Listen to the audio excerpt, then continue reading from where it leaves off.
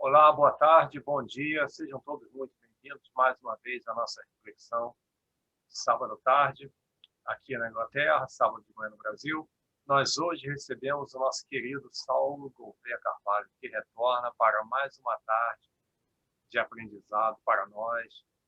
Muito obrigado, Saulo, pela sua generosidade, pela sua dedicação, pelo seu companheirismo, pela sua amizade. É com muita gratidão, com muita alegria no coração que nós o recebemos aqui hoje. Antes de passar a palavra para você, eu gostaria de convidar a todos para fazer a nossa oração de abertura, me acompanhando mentalmente, para que a gente possa receber, estar no correto estado.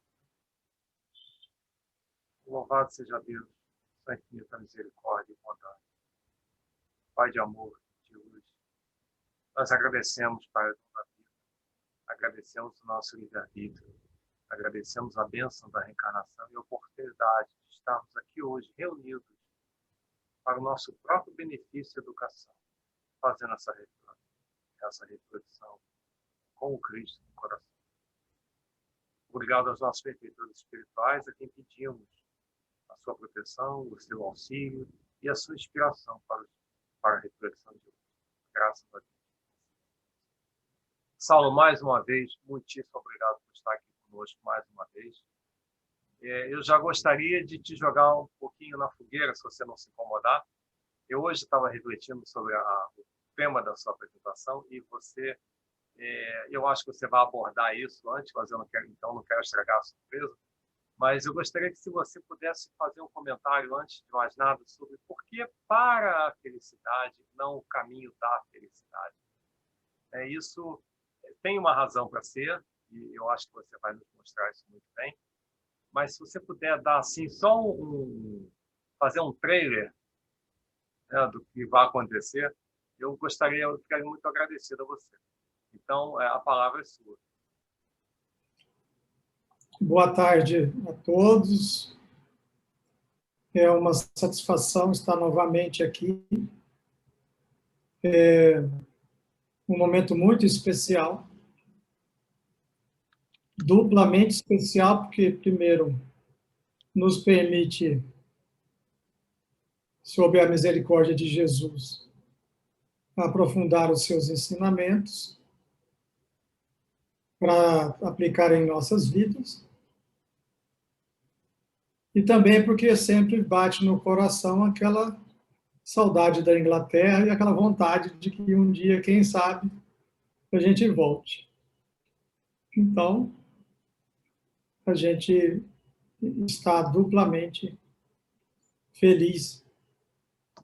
E feliz é a palavra de um estado que tem graduação. Por isso, a felicidade, o caminho da felicidade, é o caminho de um estado evolutivo. Para Jesus, a felicidade é plena. Para nós é uma jornada, então é o caminho para a felicidade. Ninguém vai ao Pai senão por mim. Eu sou o caminho da verdade e da vida. Então, a escolha do para é um convite para os esforços necessários de alcançar essa nossa grande missão. Nós estruturamos o nosso espaço aqui de reflexões em entender o convite de Jesus.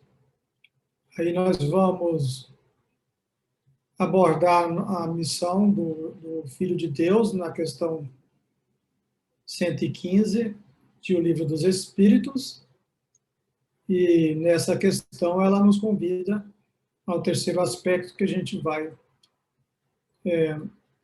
tomar um tempo também, que é sobre o conhecimento e a vontade. Então, dessa forma, nós acreditamos poder colaborar conosco, todos nós, para estarmos mais fortalecidos na aplicação nas nossas vidas, dessa jornada, aplicação desses conceitos, para que eles sejam práticos, factíveis, possíveis para serem vivenciados, vividos. Tudo bem?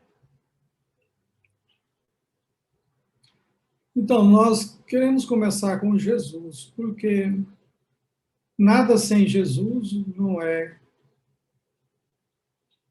certamente algo que nos leva em algum lugar para a felicidade. E quando a gente lembra de Jesus, uma das formas de lembrar do Mestre e que fortalece em nós a presença mais real dele, mais vívida, é o Jesus que Paulo de Tarso fala. A partir do livro Paulo e Estevão, a gente consegue ver um Jesus muito próximo, muito cuidadoso, misericordioso. Quando a gente vê Paulo falando de Jesus, a gente sente a presença de Jesus. Na estada em Roma, quando Paulo já falando suas últimas palavras nas catacumbas, antes de ser abordado pelo centurião que vem prendê-los, ele fala assim: Deus é mais belo nos dias trágicos, porque a luz se torna mais direcionada dentro de nós. E ele vem falando de Jesus assim, e a gente pode perceber, sentir pelas palavras dele e pelo que Emmanuel relata, que aqueles cristãos estavam muito confiantes. Muito confiantes. Ainda estamos um pouco longe desses cristãos, porque a gente até pode falar bonito, mas na hora que fala que vai acontecer alguma coisa, a gente dá uma fraquejada, uma fragilizada, fica com medo, ansiedade às vezes por coisas banais. Mas isso não é um motivo de ficar infeliz, não. Esse é um motivo de entender o nosso grau evolutivo e saber que vamos chegar lá. Mas uma forma de aproximar de Jesus, porque Jesus está próximo de nós, é a leitura do Paulo Estevão. Eu passei aí por 2 semanas de uma experiência valorosa e reli Paulo Estevão. Que, aliás, eu confesso a vocês que, não sei se já falei isso aqui, mas eu não termino de ler, né? É leitura permanente. O que chega no último capítulo, ele me leva ao primeiro. Aí eu começo lá com Gesiel e Abigail, numa chácara, lá em Corinto. E sinto a alegria de Gesiel cantando uma canção hebraica, exaltando o trabalho e a natureza. Então a vida fica mais bela quando colocamos o nosso pensamento e o nosso sentimento nessa direção. E é por isso que nós queremos iniciar hoje falando desse Jesus próximo, real, solução para dissolver as nossas aflições. Porque é com ele que nós vamos na direção de Deus. Sabemos disso? Sabemos, mas vale falar, falar, repetir, repetir. Porque se no alfabeto, uma palavra, às vezes para fazer parte do nosso vocabulário, precisamos repetir muitas vezes, ou conviver com alguém que tem um vocabulário diferente para poder começar a falar igual, Imagine nos hábitos, não é verdade? O quanto é necessário repetir inúmeras vezes para se tornar um hábito e se tornar uma prática da vida. Então, o convite de Jesus de ir até ele, para que a gente aprenda o quanto ele é humilde e manso de coração, e vivenciar essa jornada no caminho para a felicidade de forma leve e suave. Pois bem, com Jesus no coração, nós podemos, aprofundando o sentimento do afeto e do amor, retomar a questão 115 do Livro dos Espíritos, que é uma questão tronco, ela é uma questão que, a partir dela, outras tantas perguntas vêm depois, né, delineando essa questão. A estrutura dessa pergunta e resposta é completa. Se nós aprofundarmos e refletirmos, ela é completa, porque ela traça exatamente o caminho para a felicidade. É certo que todos nós temos missões diferentes conforme a vida de cada um de nós, as experiências transatas e as experiências convite para quitar com a lei de justiça na consciência, reparar os males praticados no passado e caridosamente amarmos. Então, a cada encarnação, nós temos objetivos específicos. No nosso plano existencial, nós temos algumas virtudes que necessitam serem mais trabalhadas para iluminar pontos frágeis. E temos um programa, não uma sina, mas um programa.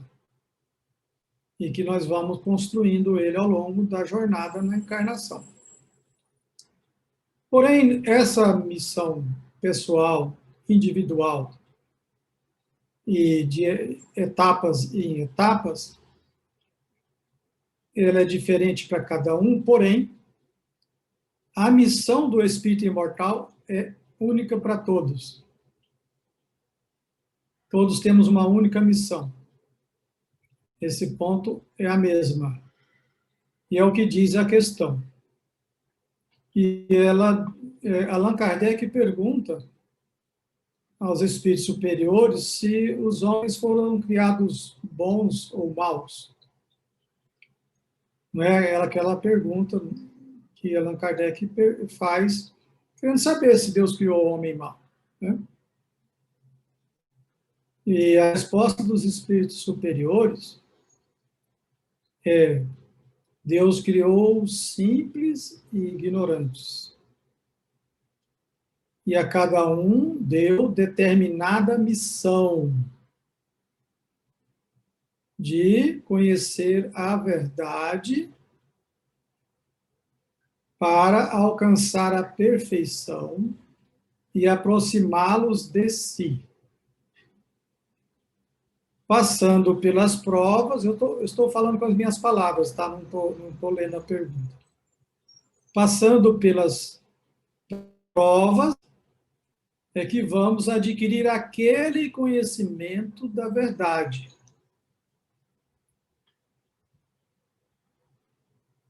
Uns aceitam submissos, dóceis. Outros se rebelam. Ou seja, uns vão passar pelas provas, porque o espírito simples e ignorante, ele não é sábio,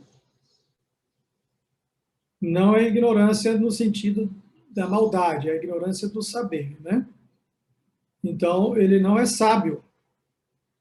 Ele vai aprender passando pelas provas, porque é pelas provas que se adquire aquele conhecimento da verdade.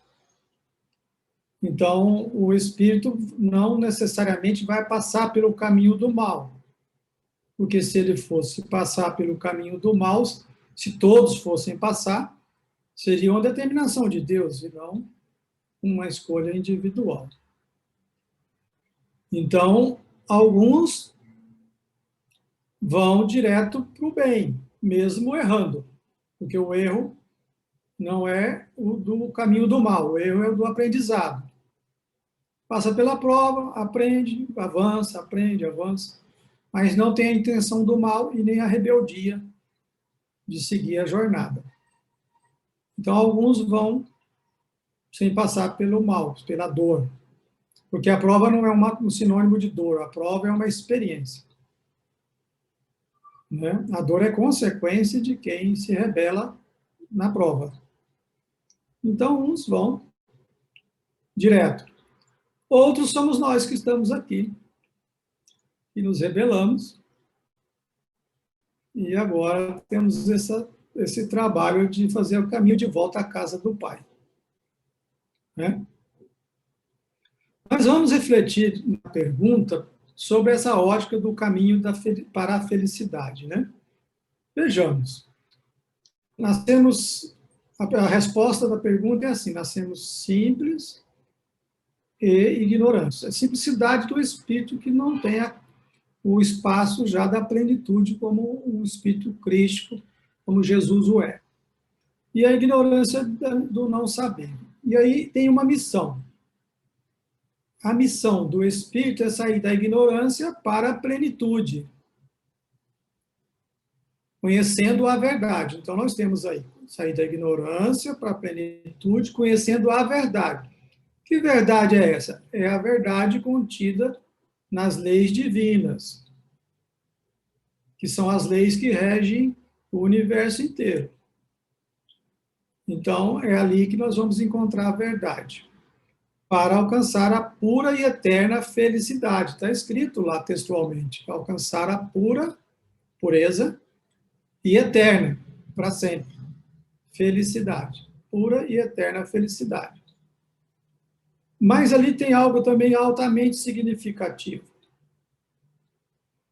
que os espíritos superiores dizem assim: para aproximá-los de si. Então, quando nós fazemos essa jornada, nós vamos nos aproximando de Deus. Quanto mais evoluído moralmente, quanto mais nós vamos conhecendo a verdade e praticando as virtudes, mais nós vamos nos aproximando de Deus. Porque mais na sintonia com o Pai. E dessa forma, essa missão é exatamente a missão do Espírito. Nós fomos criados para a pura e eterna felicidade. Só que a construção da felicidade é um dever nosso. Então, nós temos aí um direito, o direito de ser feliz, e o dever, junto com o direito de ser feliz, o dever de ser feliz. Né? O direito de ser feliz não é uma dádiva pronta. É inalienável o direito de ser feliz. Porém, é pela nossa vontade firme e perseverante que nós vamos cumprir o dever. Então, nós podemos afirmar que o nosso maior dever é o dever de construir a nossa felicidade. Esse é o nosso dever. Qual é o seu dever? Meu dever é construir a minha felicidade. Mas, como é que Deus preparou o seu filho? Já que ele é ignorante, ele é criado ignorante do conhecimento e simples, Deus deixou o filho assim, à deriva, sem recursos? Não. Né? Primeiro, eles dizem ali que tem experiência, as provas. Passando pelas provas é que se adquire aquele conhecimento da verdade. Então, as provas é o primeiro instrumento. Faço uma pausa para a gente refletir. As provas é a primeira ferramenta. É o instrumento. E tem uma passagem do livro Boa Nova, de Humberto de Campos, e que não me vem à memória agora qual é a lição, mas que Jesus diz assim: e Deus envia estímulos doces e estímulos amargos. Ou seja, os dois são estímulos e os dois são para o nosso bem.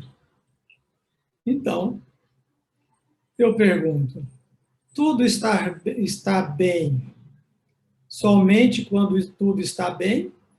Ou tudo está bem quando nós acolhemos todas as experiências e se sintamos-nos bem conosco, né? Aproximar de Deus e sentir a presença dele é a alegria interior que pode haver para o filho dele. E quando Deus manda uma experiência amarga, é por muito amar. E quando ele manda uma doce, leve, é para dar um refrigério para a gente respirar. Porque muito nos afastamos da casa de Deus, né? E para essa jornada, além do instrumento das provas, vale lembrar que ele colocou umas balizas para que a gente saiba para onde ir. E essas balizas ele colocou na nossa consciência, não é? Como está na questão 621 de O Livro dos Espíritos. As leis divinas, as leis amorosas, sacrossantas leis de um Pai bondoso. Ele colocou na consciência. São as balizas, é pelas leis. Quando nós cumprimos as leis, sentimos uma sintonia, um fluxo fluindo. Quando nós nos acomodamos e fugimos de cumprir, de conhecer a lei, de compreender a profundidade da lei na nossa vida, aí sentimos as angústias, as ansiedades, as trevas interiores. Então, as leis divinas na consciência são as balizas. Mas o mais interessante de tudo é que ele nos criou a sua imagem e semelhança. Pois não, pois sim. Tem, para mim, você comentou e está comentando, né, o Livro dos Espíritos, e para mim a pergunta ou a resposta mais bonita do Livro dos Espíritos é a resposta que Paulo Apóstolo fala na questão 1009, sobre as penas, se são eternas ou não, os castigos, né? Mas eu acho que tem um pedaço que cabe aqui. Ele pergunta, ele responde, né? Que é o castigo? A consequência natural desse falso movimento. Ele comenta que é o movimento de afastamento que nós fazemos de Deus, né? E porque nós nos afastamos, nós sofremos, porque o nosso projeto foi para viver alinhado com o que Deus pretende, né? Então ele coloca a consequência natural derivada desse falso movimento, uma certa soma de dores necessária a desgostá-lo da sua deformidade pela experimentação do sofrimento. Agora que é o X aqui. O castigo é o aguilhão que estimula a alma, pela amargura, a se dobrar sobre si mesma e a buscar o porto de salvação. O castigo só tem por fim a reabilitação, a redenção. E eu acho que é isso que você está falando, né? Essa questão das boas e as não tão boas experiências, né? Porque todos os caminhos da ignorância levam ao sofrimento. E a sabedoria está em conhecer essa ignorância que ignoramos. Por isso o convite de Deus. Eu gosto de relembrar que a palavra castigo aí, ela é do vocabulário dos médiuns da época. E observarmos o contexto, não é um castigo, é um convite, é uma experiência.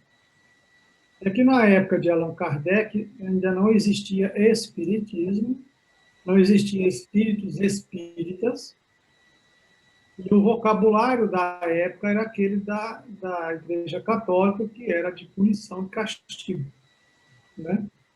Então, o texto está castigo, mas o contexto, basta observar, que é do amor divino, para que a gente possa desapegar de todas as formas exteriores, de expectativas e projeções, quando a gente sofre muito por apegar-se àquilo que a gente conhece, com medo daquilo que a gente não conhece. Obrigado. Então, realmente, a 2009 ela é muito valorosa e vem colaborar com o nosso raciocínio naquilo que nós estamos caminhando. Realmente, ela é uma excelente lembrança. E, prosseguindo, nós estávamos lembrando de um outro instrumento que Deus nos deu para essa jornada. É que Deus nos criou a sua imagem e semelhança. Já imaginou o que significa isso? Nós somos imagem e semelhança do Criador. Então, nós temos a semelhança criatura-criador. Talvez a gente ainda pense assim que Deus é imagem e semelhança nossa, e não o contrário, né? Às vezes a gente imagina que ele é um senhor assim, bonito, cabelos grisalhos, com barba branca, parecido o senhor Francisco, assim, ó, né? A gente olha assim e fala, Deus deve ser assim, porque é uma imagem do bem, né? De uma pessoa madura, né? Experienciada na vida. Mas é uma inversão da gente querer que Deus seja igual a nós, né? O planeta Terra tem esse tipo de corpo, mas o planeta Marte tem outros tipos de corpos em outras dimensões. Saturno tem, Júpiter, outros tipos de corpos em dimensões que aqui, para nós, a gente não consegue, nem a melhor nave da NASA vai conhecer essa dimensão, né? É a nossa ignorância ainda. Então, o que é essa semelhança? São os atributos de Deus. Os atributos divinos, nós temos a imagem e semelhança. Quando lá na questão 115 fala de alcançar a perfeição, vale lembrar que é a perfeição relativa, porque a perfeição absoluta somente do Criador, né? Então, a perfeição em nós significa desenvolver esses atributos que são imagem e semelhança do Pai. Podemos lembrar alguns atributos de Deus. Por exemplo, Deus é amor. É um atributo dele, ele ama. Nós também somos amor. No nosso nível evolutivo, quando chegarmos à pureza como Jesus, chegamos à perfeição relativa. Então, esse é um atributo, imagem e semelhança de Deus. Deus é único, não existe dois. Nós também somos únicos, não existe dois de nós. Apesar de ainda nos confundirmos na coletividade, nos comparando o tempo todo, apesar do sentimento de único ainda não fazer parte da nossa intimidade, vai precisar ser desenvolvido, ser único é uma condição inalienável, porém sentir-se único é a jornada do conhecimento da verdade para se sentir um espírito único. Deus é eterno, sempre existiu e sempre existirá. Nós fomos criados por Deus e vamos sempre existir. também é um atributo, imagem e semelhança do Criador. Vejam, nós podemos lembrar de vários atributos de Deus e perceber que nós temos eles imagem e semelhança. Somos imortais. Nossa condição de imortal é inalienável. Ninguém consegue destruir eu ou você. Ninguém. Porém, sentir-se imortal é um trabalho, é uma jornada. Porque, apesar de eu ser imortal, isso não me dá uma condição de sentimento de imortalidade. Esse é o nosso dever. Então, nós podemos lembrar, podemos fortalecer que esses atributos de filho de Deus, na ignorância, quando fomos criados, são atributos semente.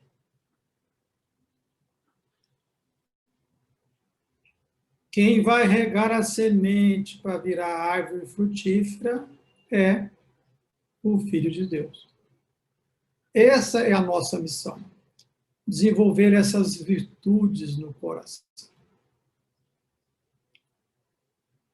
Essa é a nossa jornada, o nosso trabalho, o nosso labor diário, aproveitar todas as experiências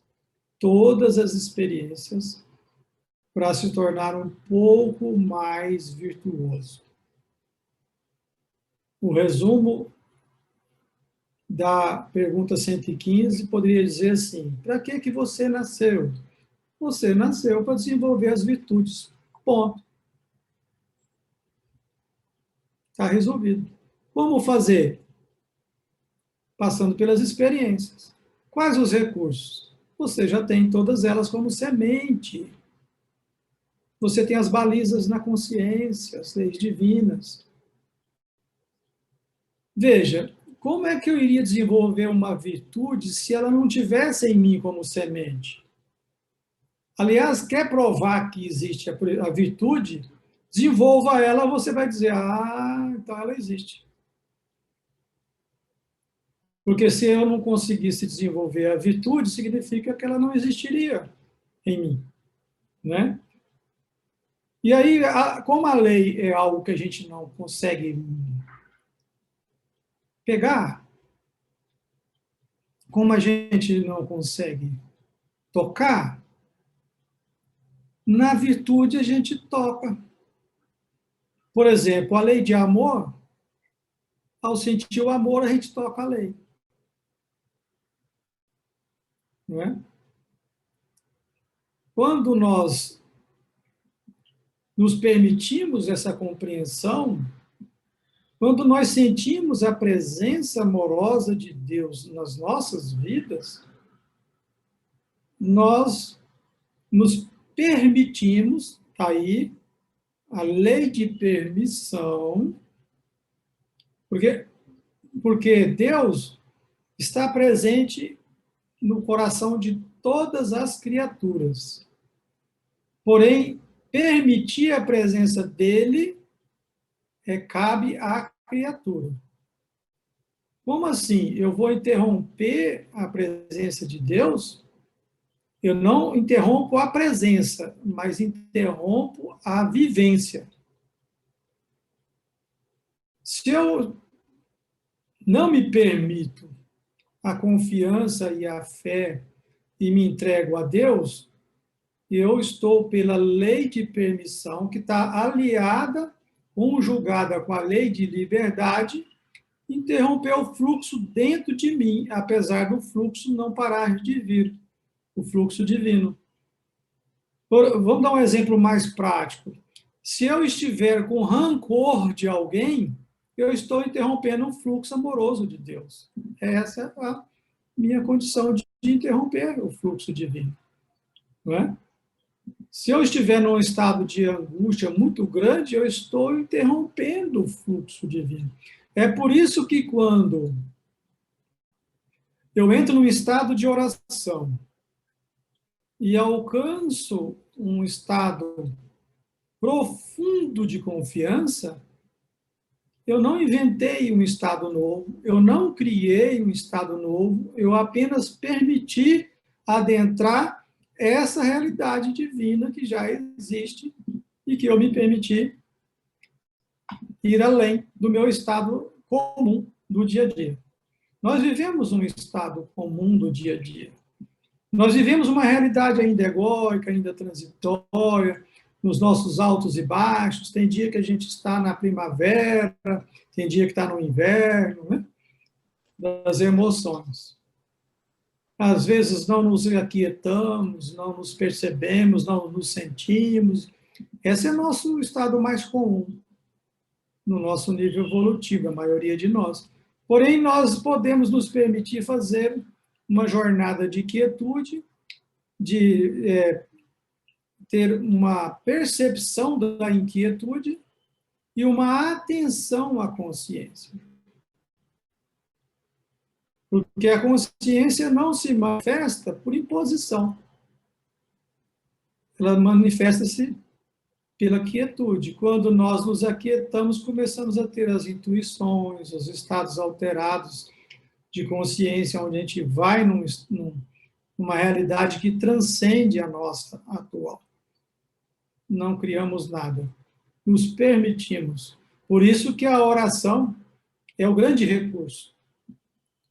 Vigiai para poder vivenciar a quietude, a paz íntima, e orai, porque a oração faz esse ducto, esse canal que nos liga ao Criador. Daí, a questão 115 nos pede a isso, construir e alcançar a nossa pura e eterna felicidade. Quando nós sustentamos a árvore da fé na vivência das boas virtudes, nós vamos aproveitar a ciência da convivência, da conexão, porque nós estamos vivendo uma crise, não é só psicológica, espiritual, cultural, financeira. É uma grande crise existencial. É mais nociva que a crise monetária, política e social.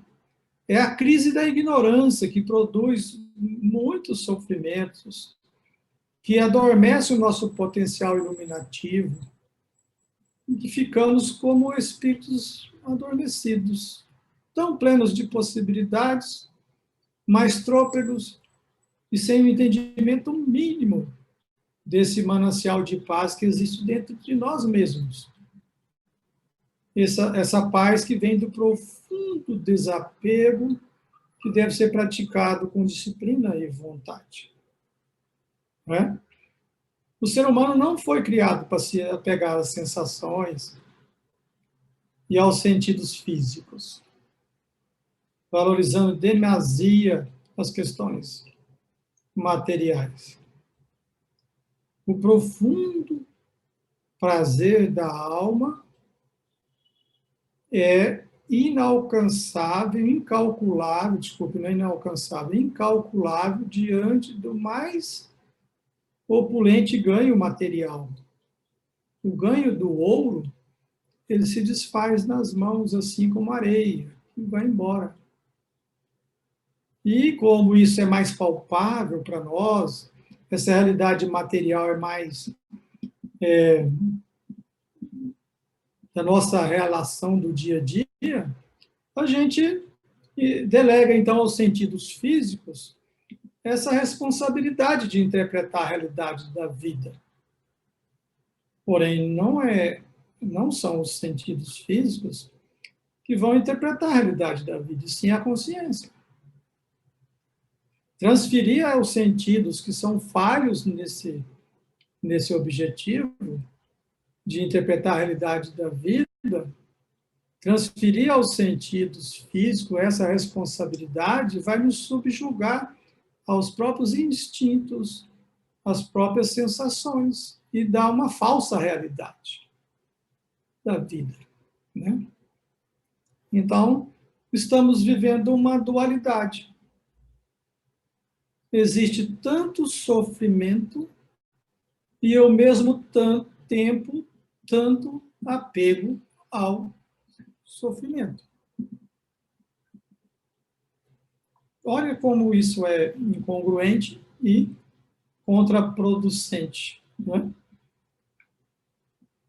É porque a gente tem uma ideia de paz, de consciência, como uma ideia de posse, de ter. É uma ideia de apego, de ter paz. Isso não é possível. A paz vem da libertação. Não é? Conhecereis a verdade vos libertará. Então, a paz não é possível por uma posse criada pelo ego, né, nos desviando do verdadeiro roteiro de iluminação. Não é possível ter paz tentando, desejando retê-la, como se retém um diamante. Não é possível. O nosso maior convite nesse ponto que estamos refletindo, o nosso maior interesse é da não posse.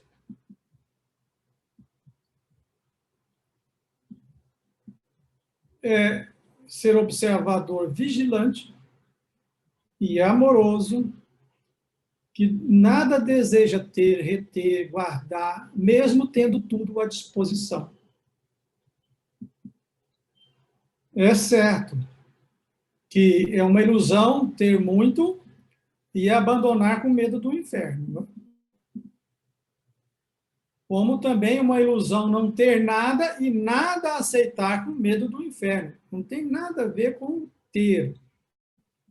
É mesmo tendo, não desejando reter. Ou seja, não estamos passando uma ideia de indisciplina e descuidado. Não é isso. É que intimamente esses instrumentos do ter, da posse, sejam apenas instrumentos. E que na abastança ou na escassez, que vem conforme a necessidade do filho, eu vá experimentando. Na abastança, aprender a receber. Na escassez, aprender a doar-se, para ganhar a abundância. Né? É um convite para alcançar essa paz de consciência, essa vontade profunda. Por isso é que nós falamos que na terceira parte das nossas reflexões nós iríamos falar do conhecimento e da vontade. Nós vamos trazer aqui uma reflexão sobre fazer uma analogia para facilitar. Usar uma cegueira física. Um cego possui muitos desejos, apegos, como qualquer outra pessoa humana. Mas existem coisas que o cego não pode desejar e nem sente falta. E que nem criam neuroses para possuir algumas coisas. Por exemplo, o cego não vai sentir conflito e aflição por não estar vestindo uma roupa de determinada cor, porque a sua limitação física não lhe leva a conhecer sobre essas cores. Né?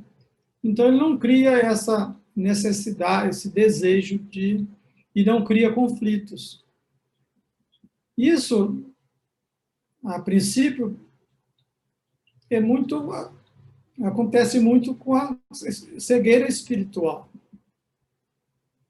A pessoa, nós espíritas temos o hábito de dizer assim, quero nem saber, porque se eu for saber, depois eu vou ter de me comprometer.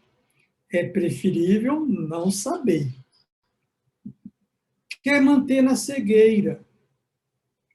Porém, se para o cego, fisicamente, o desconhecimento não vai lhe criar uma dificuldade, não é a mesma coisa na questão da realidade do espírito. Não é? Por quê? Quando nós somos cegos para as questões espirituais da alma, quando nós não temos os parâmetros para redefinir as cores do próprio ser, nós não vamos nos ocupar com aquilo que não percebemos. Mas isso não nos isenta de sofrer as consequências dessa cegueira. Então, o conhecimento, ele é muito importante. Por isso que na questão 115 fala conhecer a verdade. Né? Daí o conhecimento é uma base profunda, o conhecimento das leis, não é apenas o conhecimento intelectual, conhecimento tecnológico. Todos esses conhecimentos, eles são de valores, instrumento, porque quando nós vamos desenvolvendo, desculpe aí que minha filha ligou para mim agora, eu esqueci de avisá-la. Você permitiu avisar que é a minha caçula? Ah, sem problema.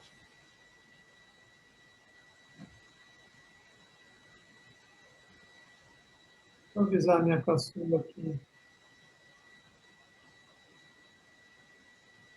Eu não sei se tem palestra assim que a gente interrompe no meio assim, né?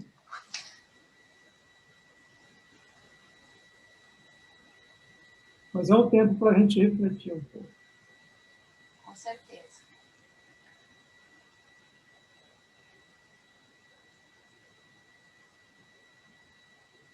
Vamos seguir. Saulo, desculpa, já que você fez a interrupção, posso fazer mais uma? Isso, vamos lá. Você vinha falando das virtudes, né? E me veio à mente a questão das bem-aventuranças.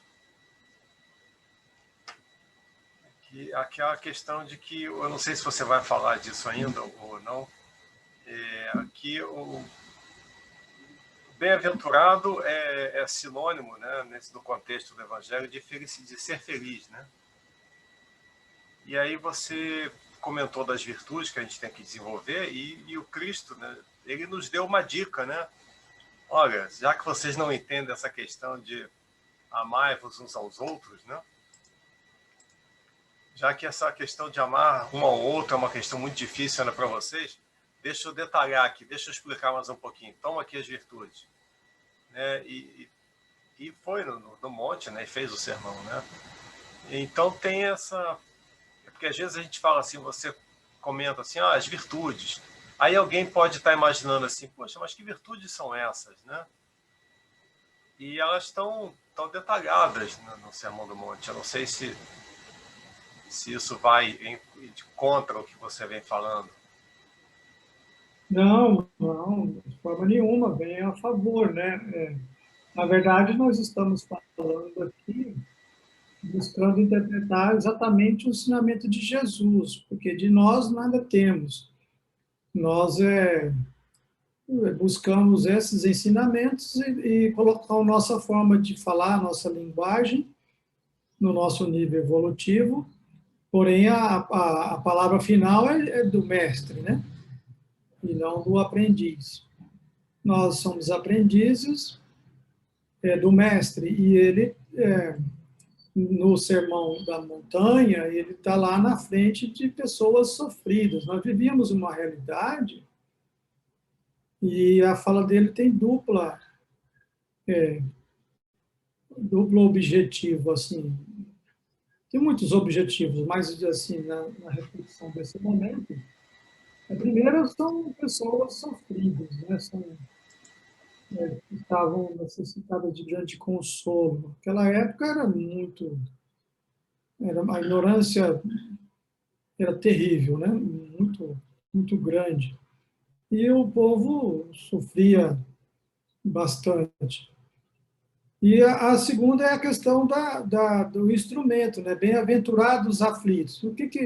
Ele não fala bem-aventurada a aflição. Bem-aventurados os aflitos que serão consolados. Então, a escassez do afeto, a escassez de um estado de harmonia pela maldade que impera, e impera até hoje, é um consolo saber que seremos consolados, né? Porém, dos 10 leprosos que ele curou numa oportunidade, somente um voltou para agradecer. Então, aí está o dever individual, somente um. Ou seja, também tem a escolha íntima. Por isso que nós estamos falando agora também da vontade. Porque se o conhecimento, ele, na verdade, se a cegueira das questões íntimas, e se essa cegueira não permite que a nossa mente não tenha os recursos para produzir uma realidade espiritual, a gente vai para o extremo e se apega à realidade material, porque ela é muito factível, real, desfrutável, apesar de pueril e transitória. Então entra aí o convite da vontade, esse atributo que o Pai tem e que nós temos a imagem e semelhança, a vontade. É pela vontade profunda, vigorosa, que nós vamos fazer o começo do início das obras do nascimento das virtudes no coração, né? Podemos dizer que uma vontade profunda, sem conhecimento, ela pode dar acidente de percurso,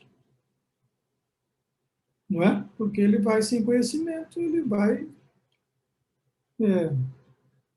ter consequências.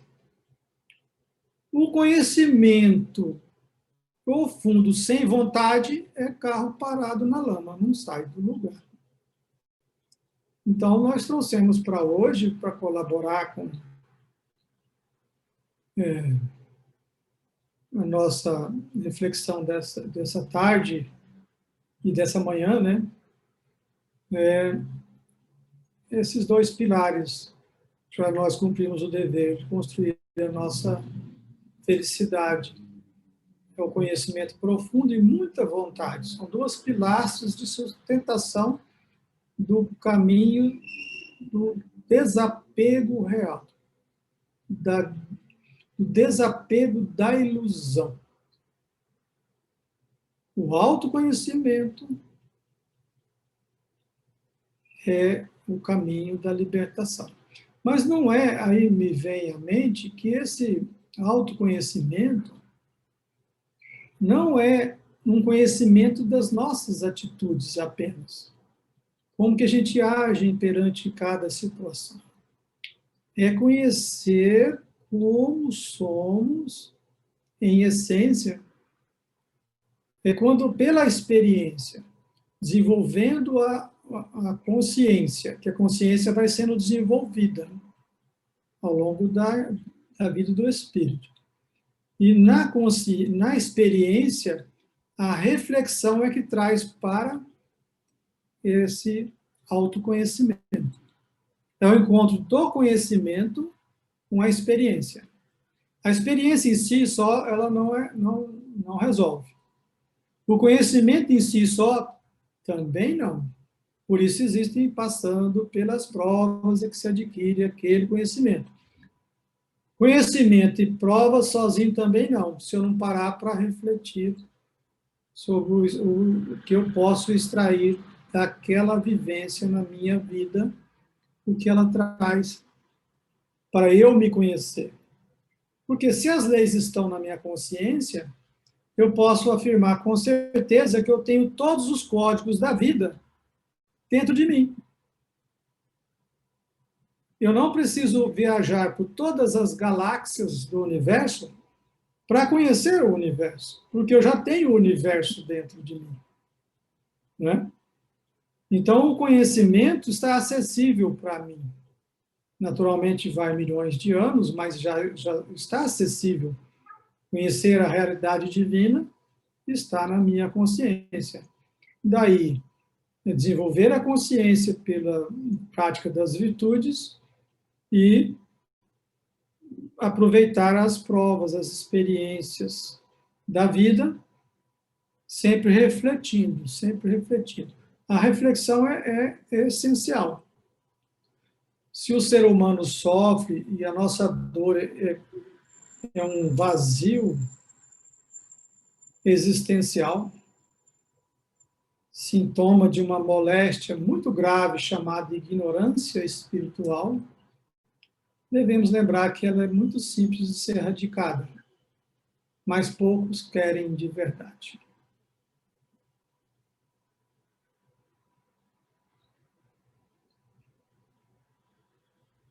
Faz sentido para nós? Total. Muito.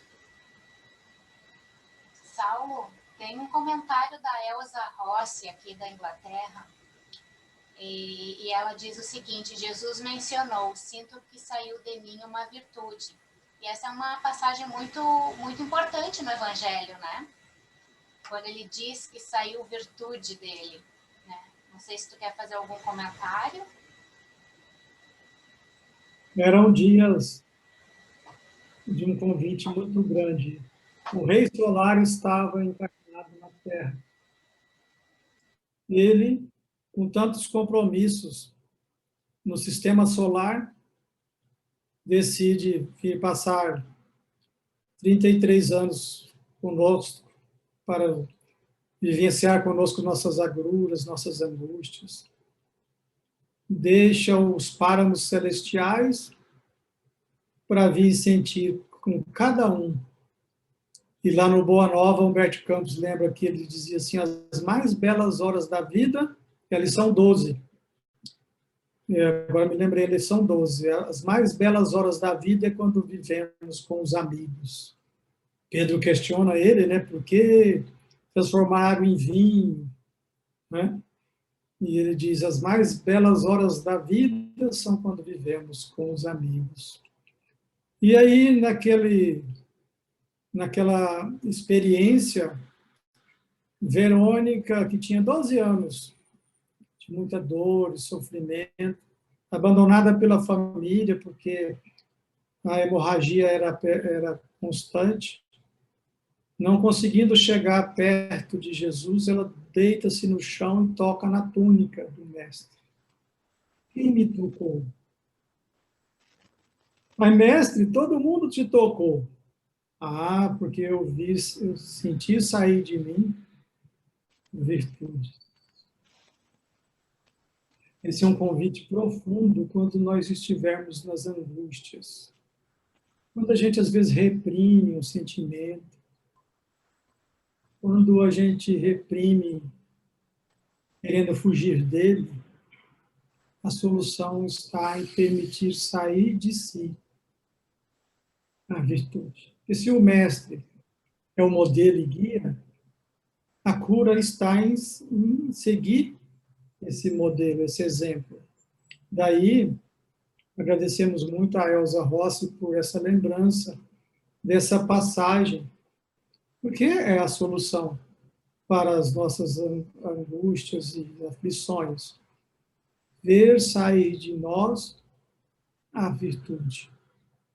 Porque não se arranca um vício. Se for tentar arrancar o vício, a gente vai machucar o trigo, tentando tirar o joio.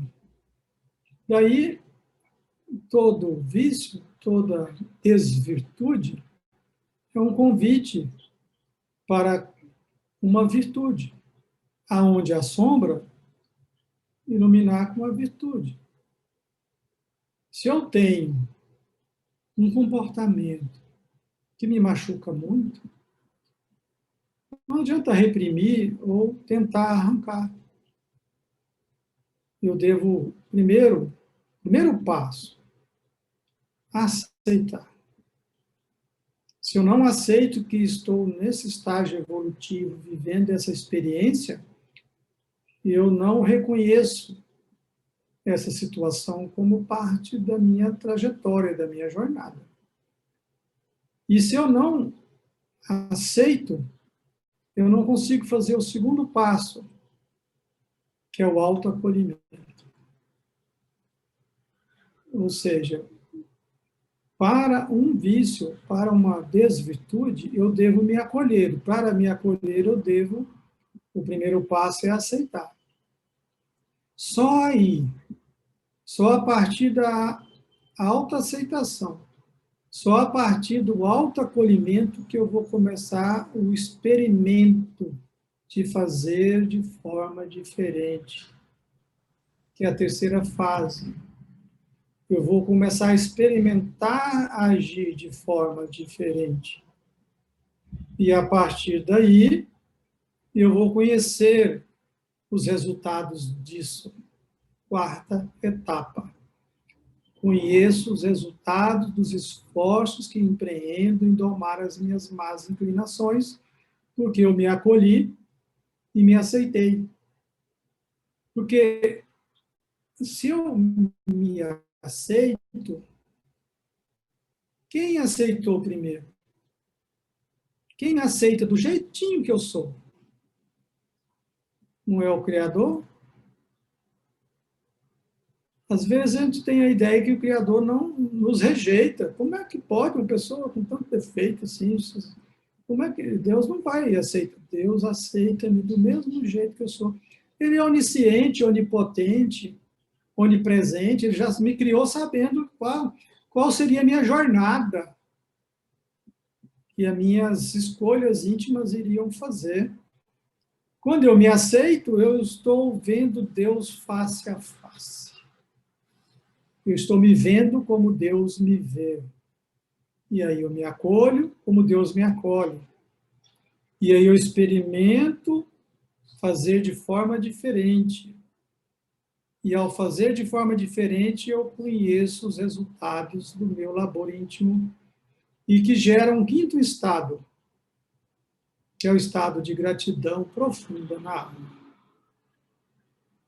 Essa passagem de Verônica muito nos aquece o coração, porque a fé está aqui, né? A fé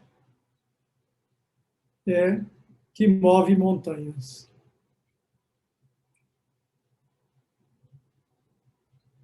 Mais perguntas? Mais alguma contribuição?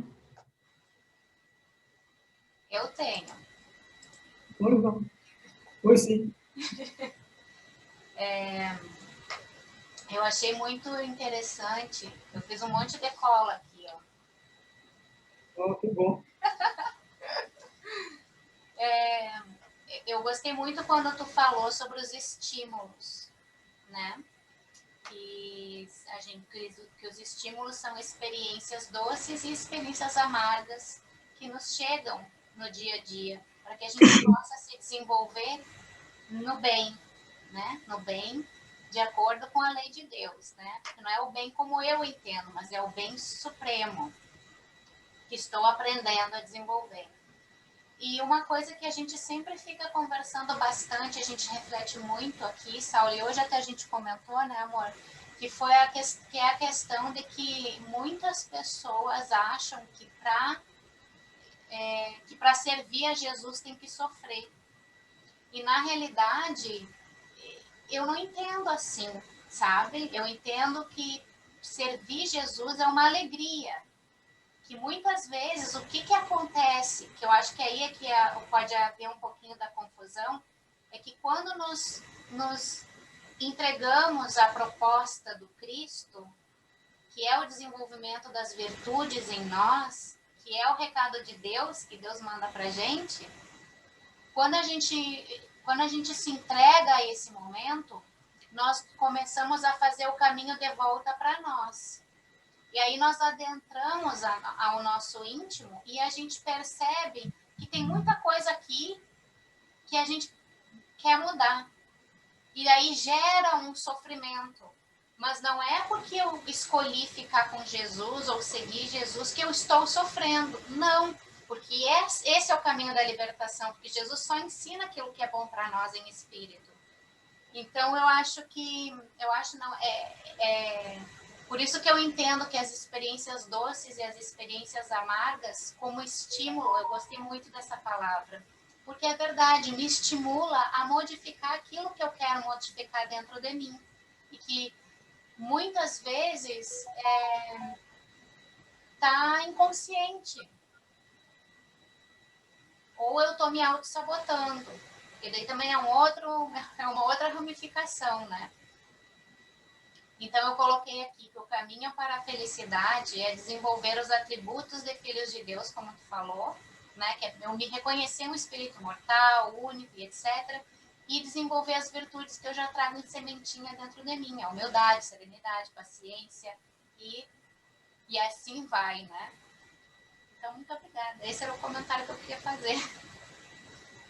Isso nos inspira a fortalecer a questão do que nós falamos, da aceitação, acolhimento, experimento e conhecimento para a gratidão, porque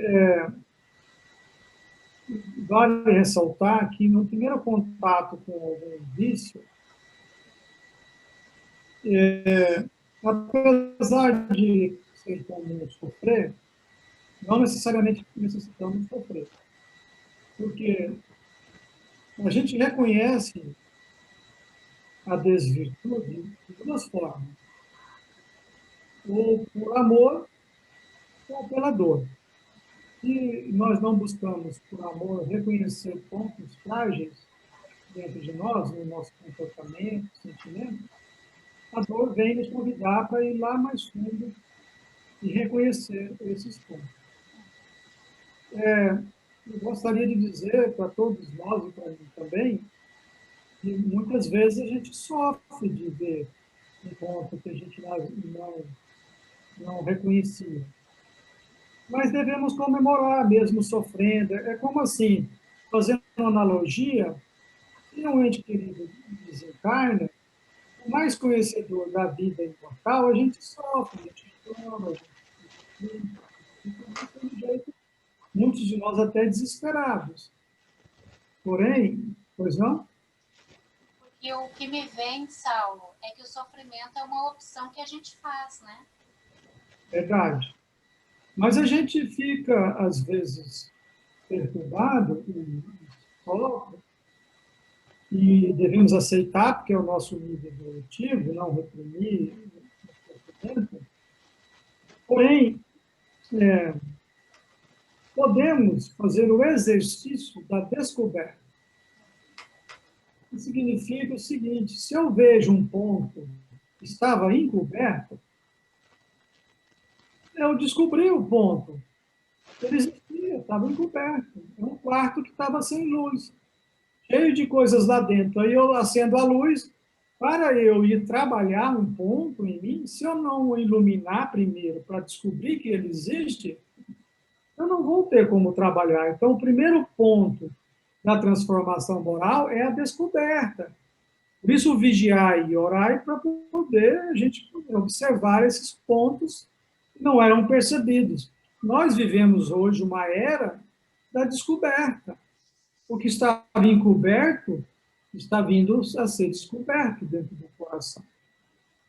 E eu gostaria de ressaltar que nessa jornada do espírito que nasce ignorante, até alcançar a plenitude, ele vai fazendo um movimento do receber para o doar. O que significa que quando ele é criado por Deus, ele é só necessidade. Ele necessita de ser tutelado, está lá no livro dos Espíritos. No primeiro momento, o livre-arbítrio dele ainda não dá condições dele sozinho seguir em frente. No segundo momento, ele tem aí o anjo da guarda, que ele já consegue fazer escolhas. Veja, ele é um necessitado. É como uma criança que nasce. Se a gente não cuidar, ela vai sobrar. Né? Então, uma criança necessita receber. Vai crescendo, ela vai aprendendo a se manter. e vai numa jornada, e do Espírito, ele vai numa jornada de doação. O Espírito, quanto mais ele se preenche, mais ele doa. Quanto mais ele se preenche, preenchido está. E como isso não é um estado egoísta, ele preenchido, ele doa. Então, o Espírito, como Jesus, o Espírito Cristo, ele é só doação. Ele não veio na Terra para receber.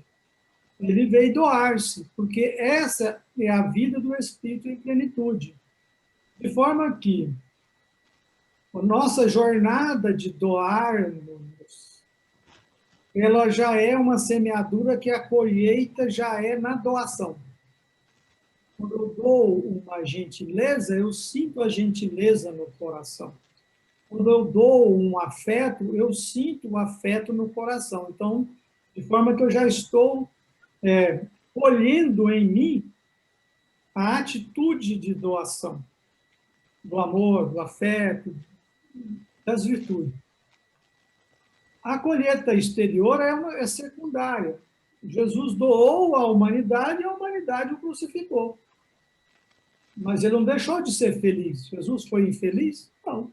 Ele estava doando-se.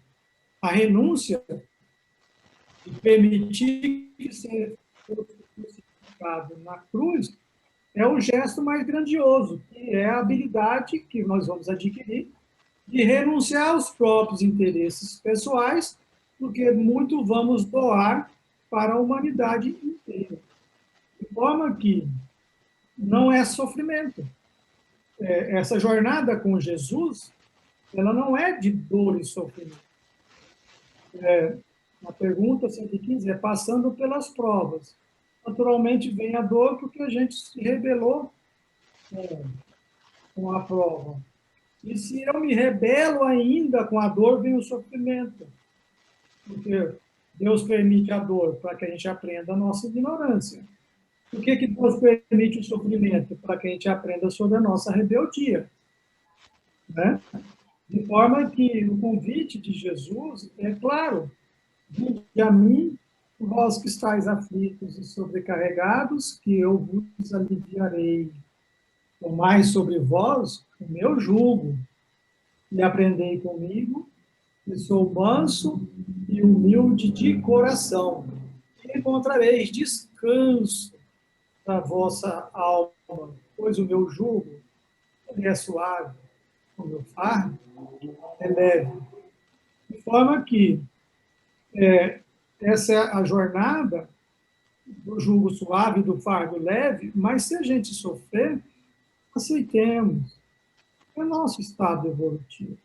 Se a gente chorar, aceitemos. É nosso estado evolutivo. Vamos nos acolher, vamos nos relacionar, fazer conexões com os amigos, com as pessoas. As relações também é um tipo de prova, né, das provas da questão 115. Relações. Nós passamos por grandes provas nas relações familiares, com amigos. Elas são bem-vindas. E a partir delas é que nós vamos aprendendo a doar-se e a amar. Então, quando a gente vê uma irmã Dulce, uma irmã Teresa de Calcutá, um Francisco de Assis, doando a vida, parecia que eles deixaram de viver para viver a vida dos outros. Não. Eles não foram viver a vida dos outros, eles foram viver a vida deles, porque eles já eram espírito num grau evolutivo de doar-se apenas, ser feliz doando. Né? Então, é uma jornada de felicidade. Um convite. Posso falar um pouquinho? Pois não? Pois sim, Francisco. Pegando esse gancho da Daniela, inclusive, eu concordo plenamente.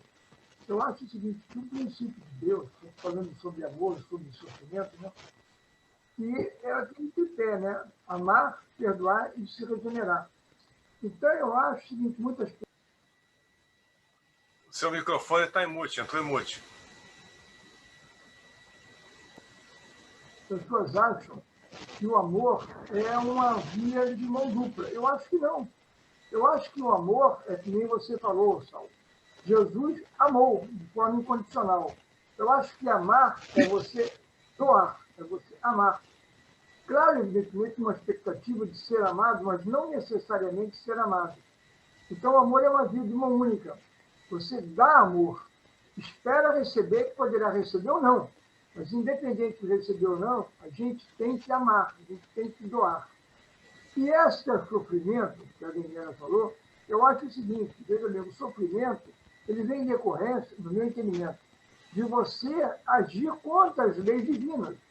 Então, se você age contra a lei divina, quando você cai em si e você repara que você está faltando algum daqueles cumprimentos pregados por Jesus, o que acontece? Você sofre, porque você tem que se recuperar, você tem que se restituir. E essa ação de recuperação, de restituição, é dolorosa, claro, que muitas vezes você não quer nem aceitar. Você não quer aceitar que você está errado. Você não quer aceitar que você tem que se redimir.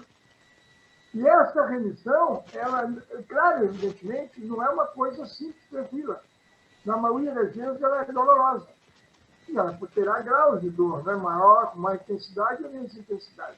Mas em decorrência de uma interpretação sua sobre determinado assunto, sobre determinada coisa, sobre determinada atitude sua. E nessa fase de recuperação, aí sim, causa dor. Não necessária, porque se você não tivesse incorrido naquela falha, você não teria esse sofrimento. Só que nós somos humanos e altamente falhos, né? E sempre estamos incorrendo em falhas.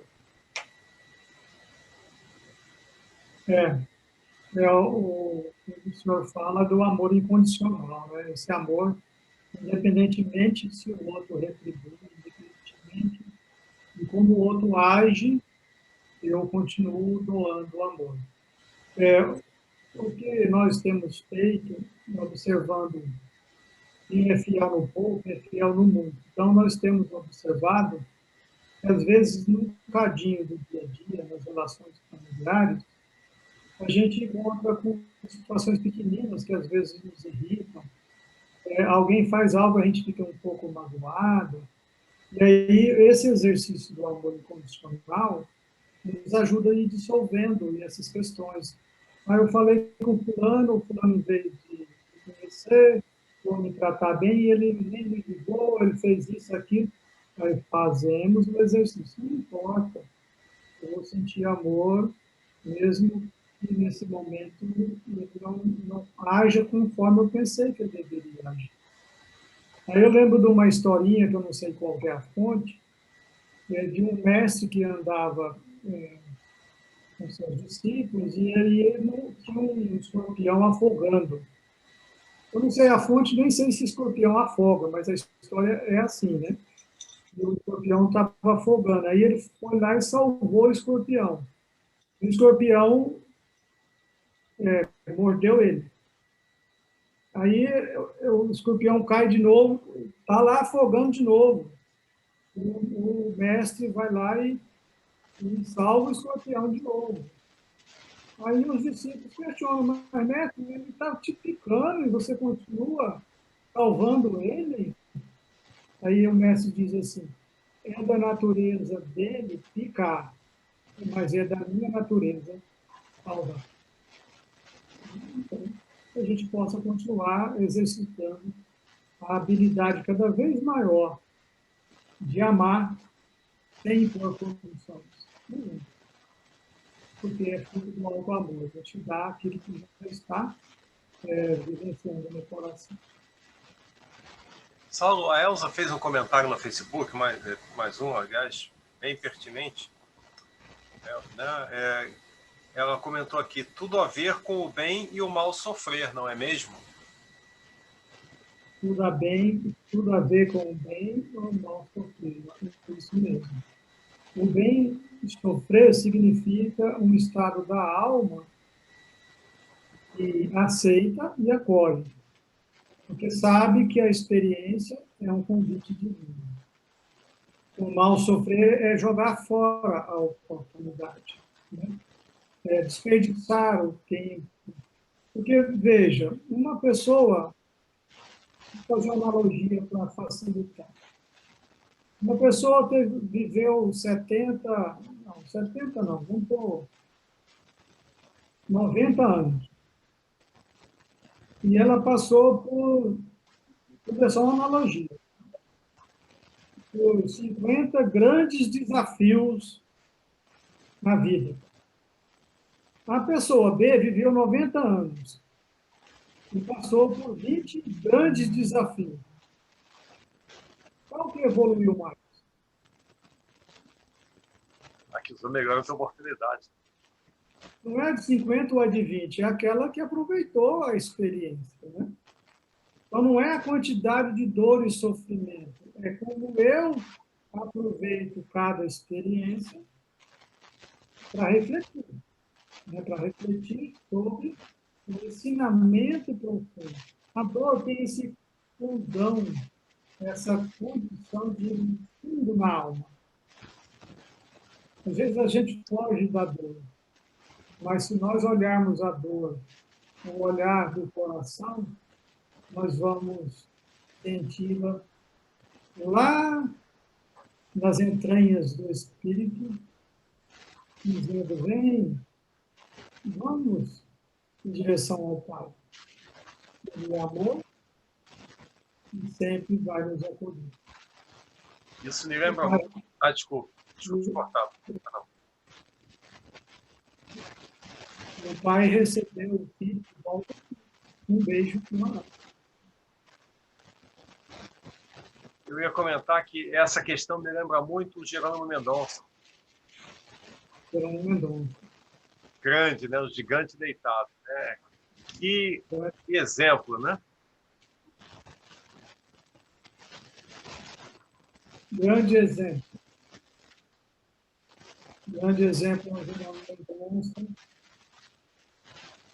que aproveitou a experiência para se tornar mais bela. Né? Exato. Eu não sei se alguém mais tem algum comentário, alguma questão a levantar. Só agradecer. Nossa, muito obrigada. Mais uma vez, muitíssimo obrigado. É sempre muita alegria, sabe, estar com você. A primeira oportunidade foi muito legal e a segunda conseguiu ser ainda mais legal. É muita alegria, a gente é muito grato a você pela sua disponibilidade, pela sua generosidade. E eu acho que a gente está chegando ao fim, então, dessa experiência. Mas eu gostaria de, antes, só para concluir, talvez, convidá-lo a fazer a nossa oração de encerramento, se você não se incomodar. Eu já queria outra abertura, né? Mas se você concordar em fazer a nossa oração de encerramento, eu agradeceria. Concordo e agradeço muito a oportunidade vivenciada nesses momentos com vocês. Me sinto extremamente feliz de poder, como aprendiz, refletir um pouco, sempre buscando trazer a mensagem do Espiritismo e não minha opinião pessoal, que eu acho que é o dever nosso, buscar traduzir aquilo que vem das obras básicas, das obras complementares idôneas, do Evangelho de Jesus, e eu acho que isso é extremamente importante para a doutrina espírita, que as nossas opiniões, eu acho, eu penso, não faça parte do processo, porque nós somos ainda tão ignorantes para poder nos projetar como os donos da verdade, né? Então, nós fazemos esse esforço, podemos falhar, mas os nossos esforços é de traduzir ou interpretar, refletir sobre essa grande vida em abundância que Jesus propõe. Vamos orar?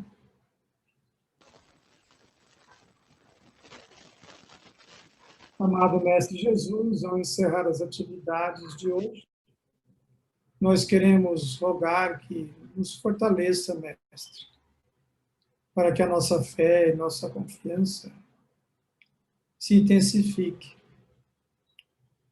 para que, desta forma, os sentimentos valorosos, a gratidão, permeie os nossos hábitos, e a partir da humildade, da aceitação, nós vamos intensificando o amor, a paz na nossa vivência. E assim, conhecendo a verdade, podermos intuir de nosso querido anjo da guarda as lições importantes da vida de cada um de nós, porque é dessa forma que nos entregaremos à vontade e aos desígnios de Deus para cada um de nós. Nesses dias de isolamento social, de dor, tribulações, nesses dias onde muitos de nós sofremos a dor da separação de entes queridos, nesses dias onde a cultura do medo quer campear perante os corações, ó Jesus, pedimos, trazei o alento e a confiança à humanidade que tanto necessita do consolo, da fé e da esperança. Nesses dias onde muitas vezes a mentira quer destronar a verdade, nós rogamos. Deus trágicos, Deus mais belo para todos nós. Assim